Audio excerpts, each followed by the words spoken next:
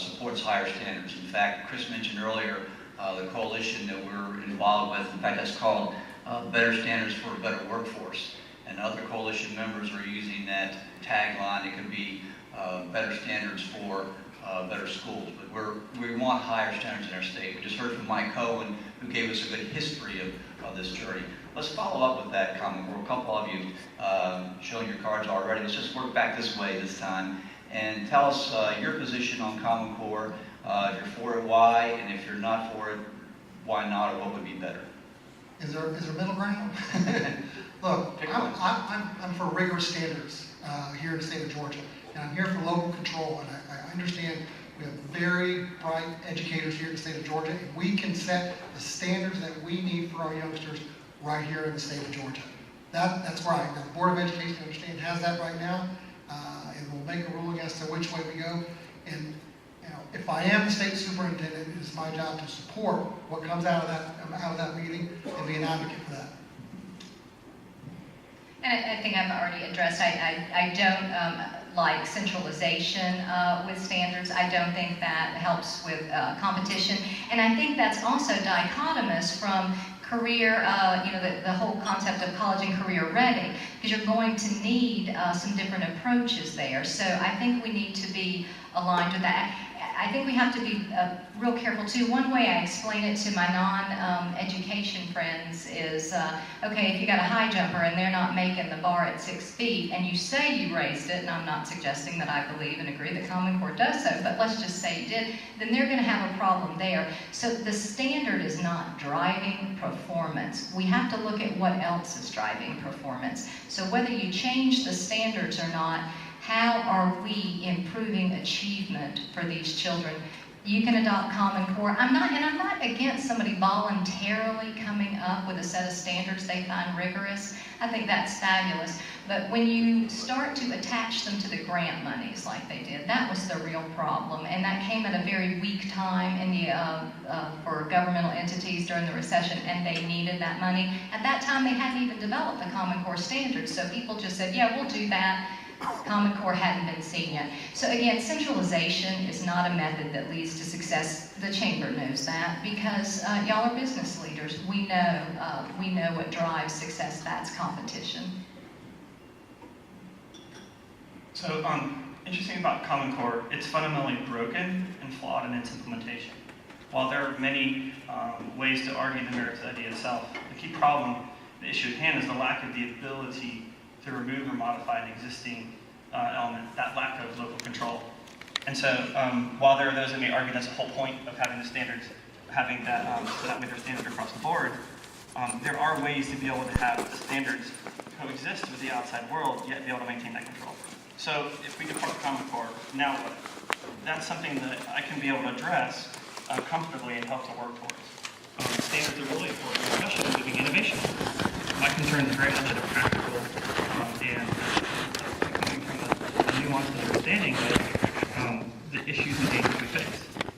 Working with a lot of different innovators and providers, there's a real danger of, if we're not able to work within at least different standards, you can have what your specific, the specifics of how you're doing a particular subject, what the items you're teaching, but there are certain elements which can be referenced back to without being able to put standards in place that still be able to be mapped back to what is going on in the rest of the education ecosystem. We're in danger of not having the leading applications, the leading curriculum, leading providers, the new software that's being developed, none of that coming to Georgia. And there's significant concern that people and companies are not going to want to spend the money in Georgia if there is no path forward. So I think Common Core itself is broken, but we need a step that still doesn't isolate us.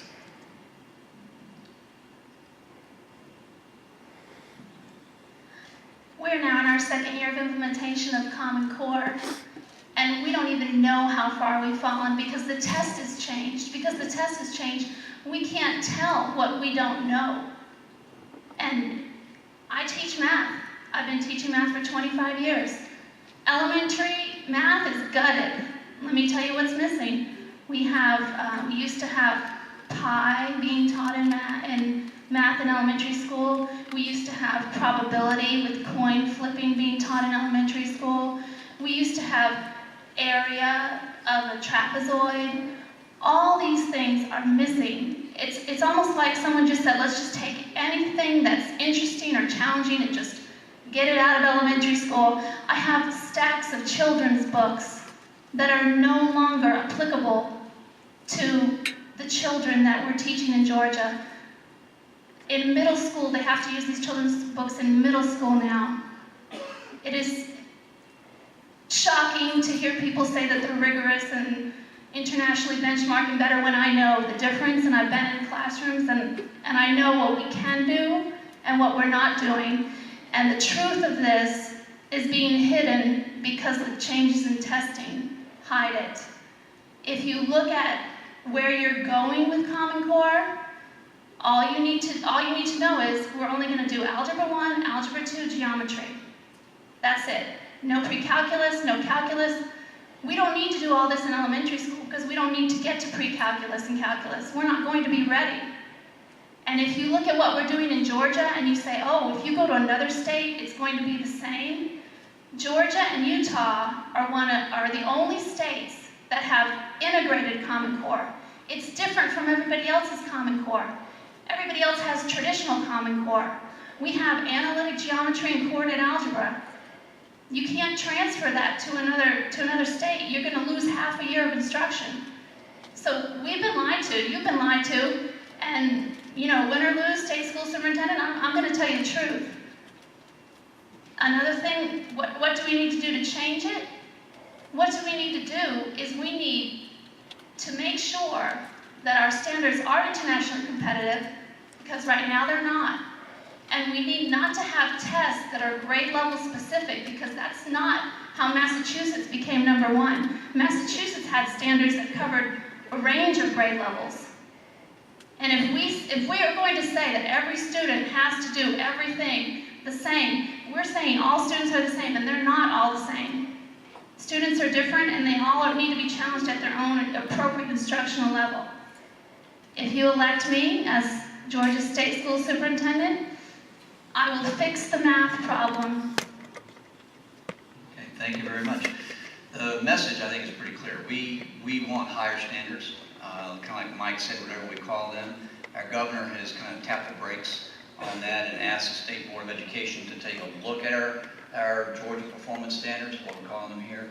So I think it's a message for us is to stay tuned to that analysis by our state board and make sure that we know people who could give opinions on that and make sure that we have them get involved with our State Board of Education. And for those of you who know me and know how much I love policy research, you can imagine how hard it is for me not to weigh in on some of this conversation.